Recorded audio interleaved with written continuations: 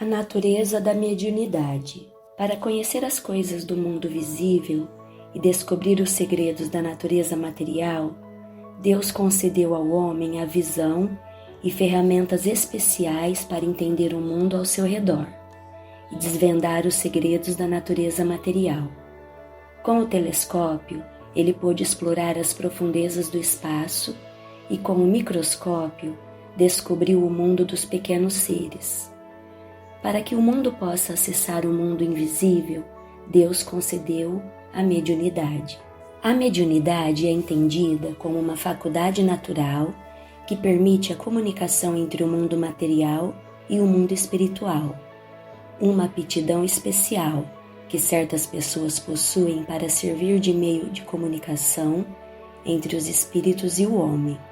Essa comunicação ocorre através de médiuns, pessoas que possuem a capacidade de perceber e transmitir mensagens dos espíritos desencarnados.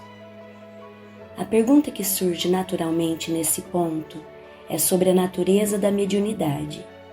Quais são suas causas? Por que ela aparece apenas em certas pessoas e em diferentes formas e intensidades? E se pode ser desenvolvida forçosamente por meio de alguma técnica?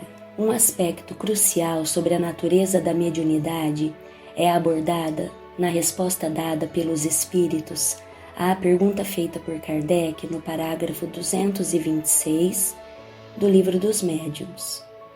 O desenvolvimento da mediunidade está relacionado ao crescimento moral dos médiuns? Não. A faculdade mediúnica está ligada ao corpo físico e não depende da moralidade. No entanto, o uso que se faz dela pode ser bom ou ruim, dependendo das qualidades morais do médium. Como vemos na resposta dos espíritos, a capacidade de ser uma ponte entre o mundo espiritual e o material está conectada a fatores físicos. Esse ponto é abordado em várias obras de Kardec e de outros autores espíritas respeitados, mas muitas pessoas, inclusive espíritas, não percebem isso. Já em 1859, Kardec afirmava em seu livro Instruções Práticas sobre as Manifestações Espíritas que essa faculdade depende de uma disposição orgânica especial, suscetível de desenvolvimento. Ou seja, ele já indicava que a mediunidade não era uma simples escolha ou algo acessível a todos, mas sim uma capacidade ligada ao corpo, que poderia ser aprimorada. No entanto, a abordagem de Kardec não para por aí. Em O Livro dos Médiuns, ele oferece inúmeras referências que reforçam essa ideia. Por exemplo, no parágrafo 94, que trata das manifestações físicas espontâneas, os espíritos explicam que a capacidade de ser um médio de efeitos físicos se acha ligada a uma disposição física. Isso sugere que a mediunidade está profundamente conectada a características físicas específicas, que não são iguais em todas as pessoas. Mais adiante, ao estudar a formação dos médiuns no parágrafo 209, Kardec retoma essa questão e dá um exemplo prático. Pessoas que não acreditam de forma alguma no espiritismo, às vezes ficam surpresas ao perceber que conseguem escrever mediunicamente, mesmo contra sua vontade.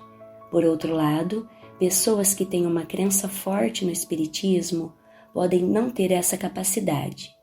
Isso demonstra claramente que a mediunidade está ligada a uma disposição orgânica, não à fé ou às convicções filosóficas do indivíduo. Essa conclusão é ainda mais reforçada em O Livro dos Médiuns, no parágrafo 223, onde, em resposta à pergunta 19, os espíritos esclarecem que a mediunidade propriamente dita independe da inteligência, bem como das qualidades morais do médium.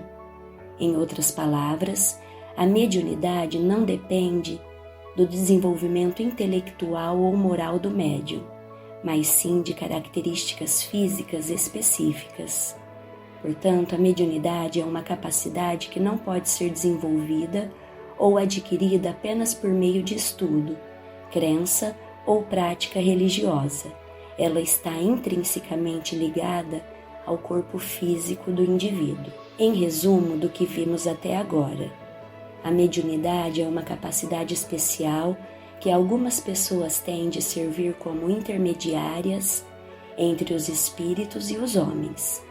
Essa faculdade tem uma origem orgânica e não depende da condição moral do médium, de suas crenças, de seu desenvolvimento intelectual. No parágrafo 200 de O Livro dos Médiuns, Allan Kardec afirma que não há senão um único meio de constatar a existência da faculdade mediúnica em alguém: a experimentação. Em outras palavras, só podemos saber que uma pessoa é médium observando se ela realmente consegue atuar como intermediária entre os espíritos desencarnados e os homens. Isso nos leva à importante questão do desenvolvimento da mediunidade. Dada sua relevância e as confusões e equívocos que podem surgir, esse tema merece ser tratado em uma sessão especial, que veremos no próximo vídeo.